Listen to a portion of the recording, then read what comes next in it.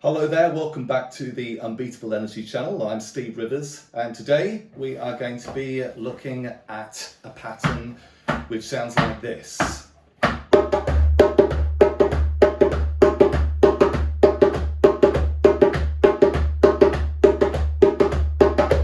Or this.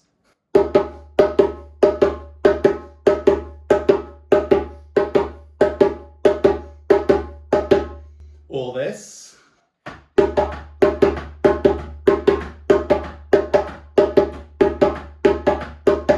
Or maybe this.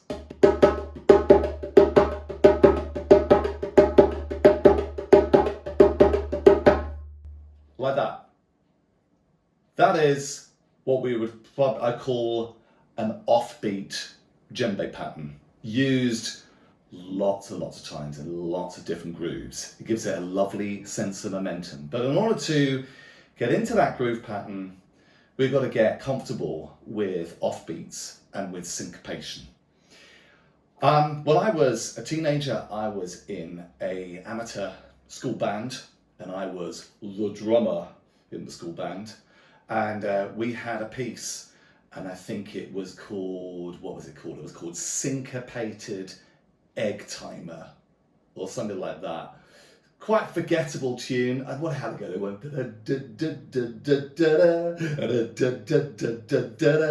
and basically all the way through it, there was supposed to be syncopation, hence clue in the name, yeah. And I was supposed to be providing the syncopation, and I was an utter mess. I couldn't do it.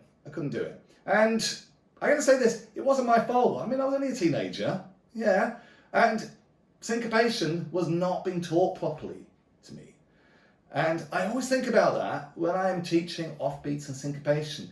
I have now discovered ways that people of loads of varying levels, okay, from absolute beginners, they can access these tricky offbeats. I've even taught this to children in year one, like 5, 6-year-olds. And some of this, not all of them, but a lot of them have been able to access this as well. It's just about little discoveries I've made on how we can sort of start to acquire this offbeat feeling. Okay, so basically, just to clarify, we are in this lesson looking at beats which are in between the downbeats. Okay, so these are the ands, all right? And.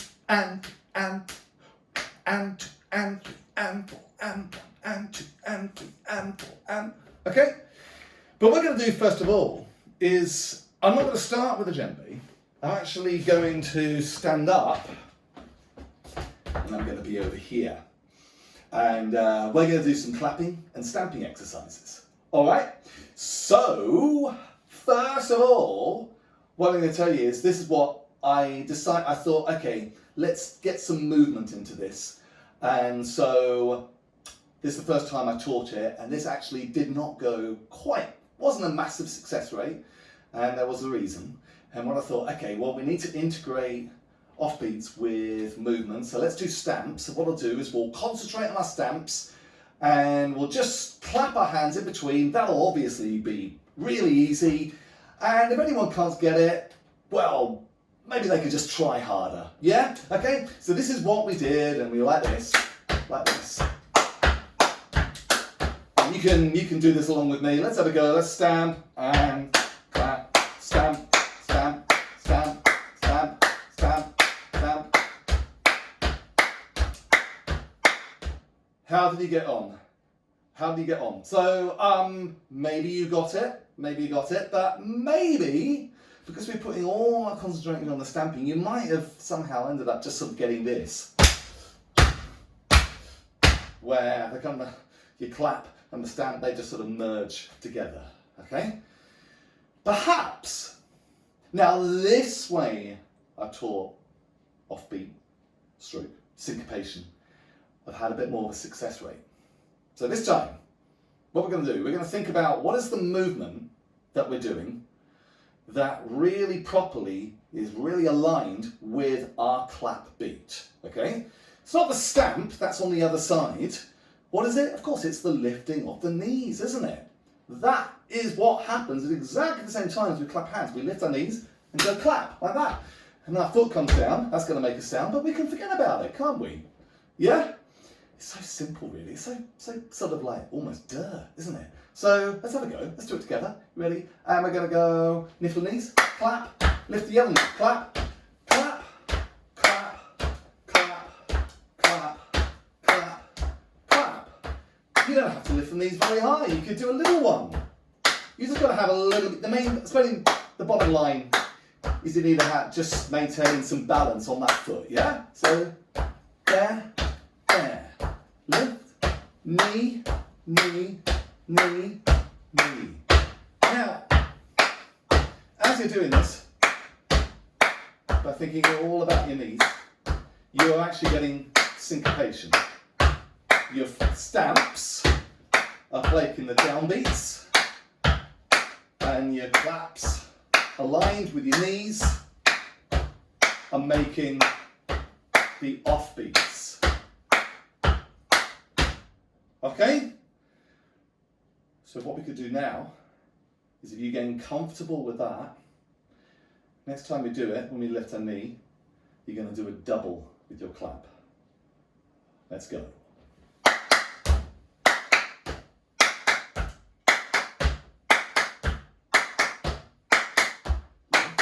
Knee, knee, knee, knee, knee, knee,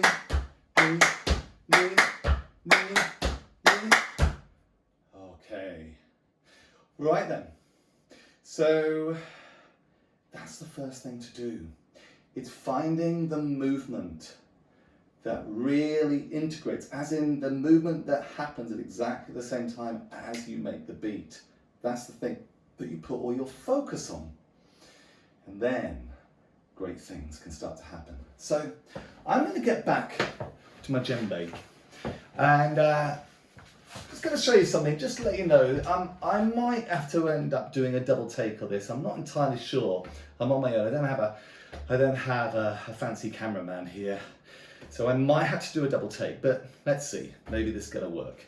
So I've got my fingers here. What I'm going to do, we're going to just break down using my fingers, and we're going to look at the sort of the mechanics of this rhythm.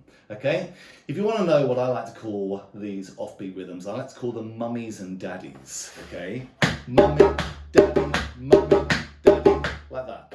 Now we're gonna look at what we did there and look at how we can integrate what we did there into the djembe. Before we do, I want us to just be really aware of where these offbeats are. So if we have like this, if I went like this,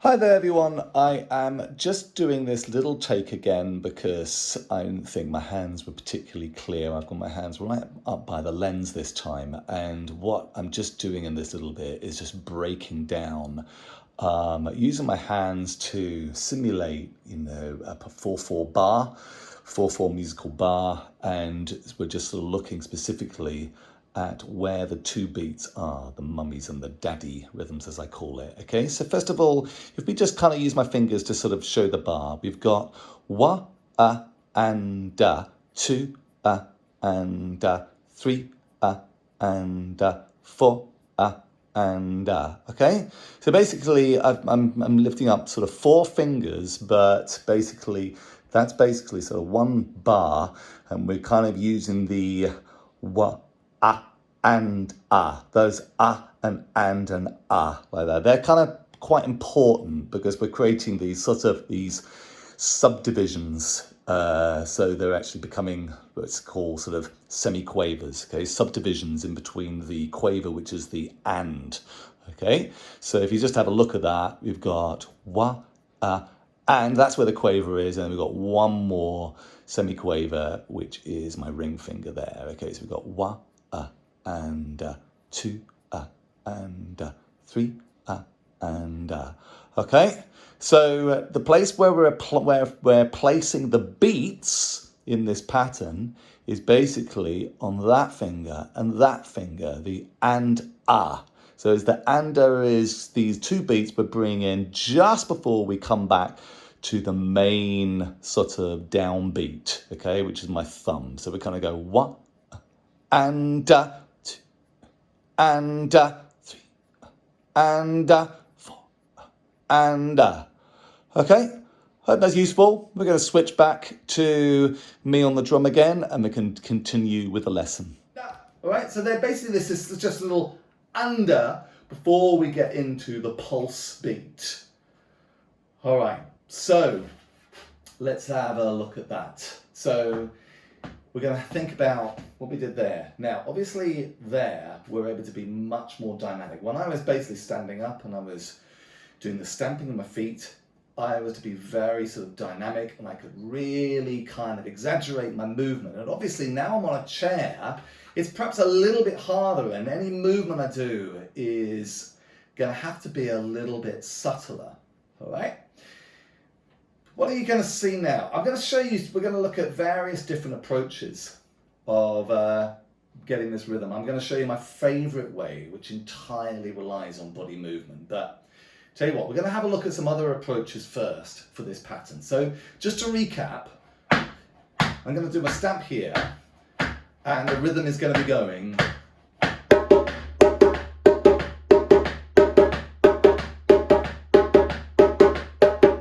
like that. That is our end game. But there are some other ways that we could approach that rhythm, that same kind of groove pattern. One of them is to add a bass. Okay, so this time the bass is actually going to be there where the foot stamps, it's the pulse. And then our ANDA, our mummy, our daddy is just coming in just before that pulse. So then you end up basically having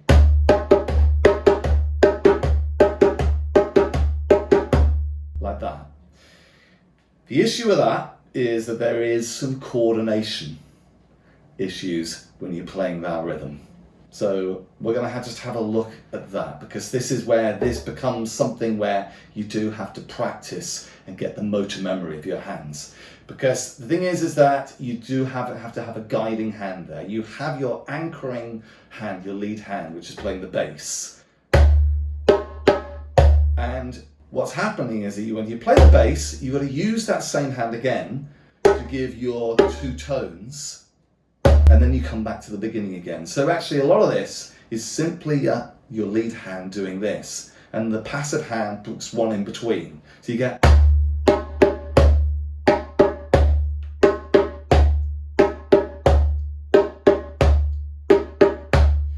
you do have to be careful if you do that pattern, you practice from that pattern, that you don't end up going like this. You don't end up having a bass here and then getting your other hand to kick in with the tones. The reason for that is that it leaves you in a position where you've either got to completely switch things around, so you end up being like that,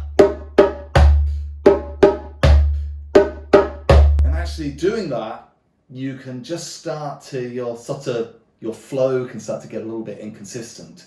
Or if you do this,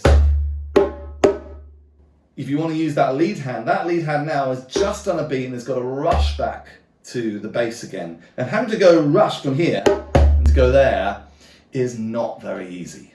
So this is why in a way we need to have this leading hand, play the bass, and then be the first beat of the tone here, and have that one come afterwards. So you get it to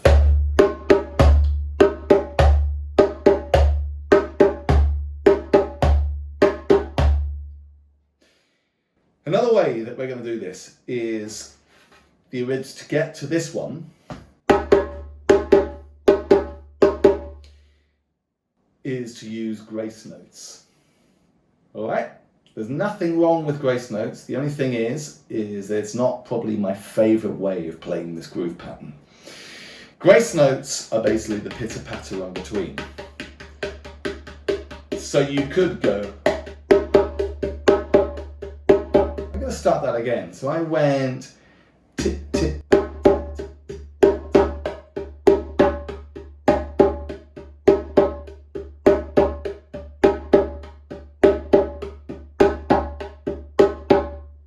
Did you see that? Okay, so I started on my lead hand again. But the first thing I did 2 grace notes. That gave me that wa, and that. 1, ANDAtwo, ANDAthree, ANDAfour, ANDAfive, ANDAsix, ANDAseven. Okay, now the way I would really like to be able to have with this rhythm, and this is the way, my most pleasurable way of playing this rhythm, is where I don't have to rely on putting the bass in. I don't put in the ghost notes, the grace notes either. I'm entirely sort of using my internalized sense of this rhythm, internalized sense of the pulse, and then playing the beats that I want, but just that. Okay, and what I'm going to do later on, I'm going to have a little play along. I'm going to put the click track on, and we're just going to get used to it. But this is where, but almost like taking what we had there, and we've got to sort of find what is the way our offbeats, what's the movement that I've got in my body if I'm sitting down that I can align with this da da da da da da da da like that. And so it's going to depend on you, to be honest, what feels comfortable for you, how you want to move. But for me, I was implying this a little bit before. I often think of this. It's a little bit of this. Now, I sometimes refer to this as the book. Okay, so the book is almost like I'm using my trunk, and if the book closes, I'm sort of like coming in like that, and if the book opens, I'm coming out like that. Okay, so I'm like this. So this, I'm like what's it called? Is it Mr. Burns from The Simpsons? Oh, lots of money. And this, da! I don't know, just happy, confident, like that. So I've got this, like that. Okay, so actually what's happening, the Mr. Burns pose is where the pulse is, and the offbeat is where that's coming in. And we've got to slow it down. And to be honest, you probably will find you don't want to be just doing this and go absolutely crazy. It becomes quite demanding, but we're just doing this very, very subtly. Okay, so I got ba ba ba ba ba ba.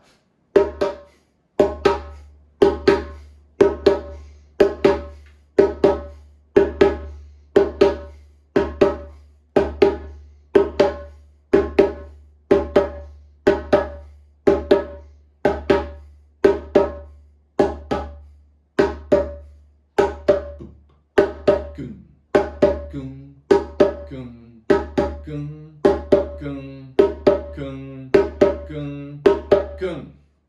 Okay. So that is really, I find, the way I often like to do this. I like to feel like I'm not relying on a bass, I'm not relying on the grace notes. I've just got something really clean that's internalized. But to be, eventually, you know, what we're sort of looking at is to get to a stage where there's absolutely no movement at all. I mean, our end game is that we just have so much feeling and anchorage in the pulse that the mummies and the daddies, the offbeats, the offbeat doubles, they just flow just beautifully. All right, so we've got, what have we got? We've got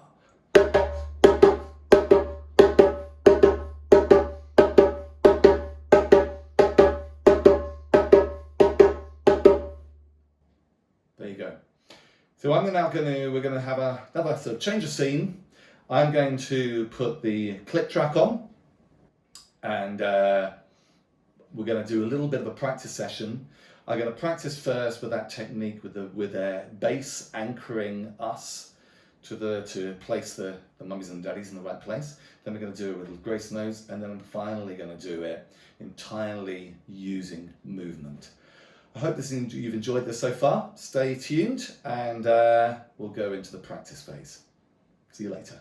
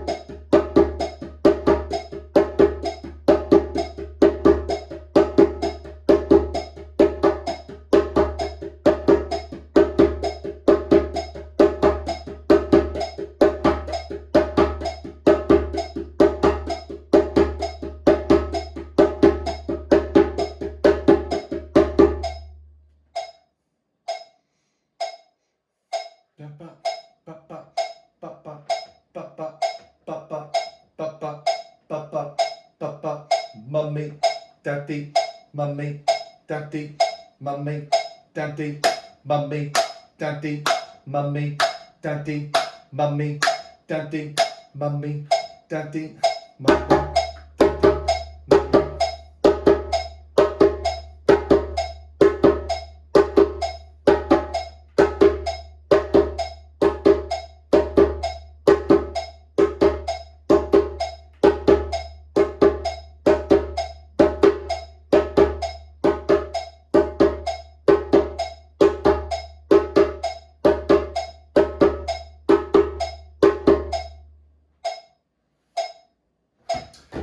Hello guys, how did you get on there?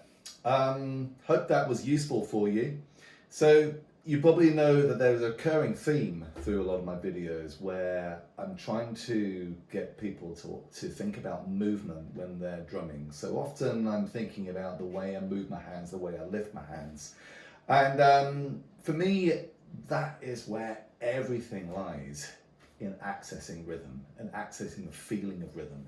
It's how we can move to make our movement integrated and aligned with the beats that we're playing. So when we were doing that offbeat, I'm trying to get those mummies and those daddies and bring out my chest like that, okay? And then I'm sort of slunched in, that's where the pulse is. So I'm sort of finding that as my sort of anchor point.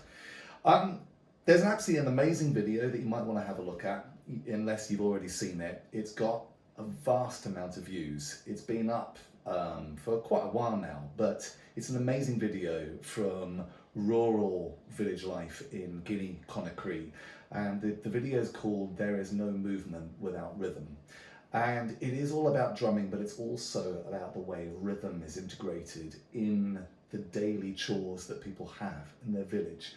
And throughout the entire video, it is talking about movement and how rhythm is integrated in movement, in physical sort of tasks. And it is absolutely incredible. And it's exactly the sort of same thing that I'm trying to sort of talk about when we're looking at drumming. It's an amazing video. I hope you really enjoyed this. Once again, if you have enjoyed this video, you can like and subscribe to my channel. And there is also a place called Buy Me a Coffee, which is in the description at the bottom, where you can send me, if you like, a donation, which will help develop some of these videos further. And that'd be a really super way you could say thank you to me, if you could do that. Until next time, I will catch up with you soon. The next video is going to be looking at going back to the roll solo phrases we've been doing, and it's going to look at the 5-beat roll. See you then.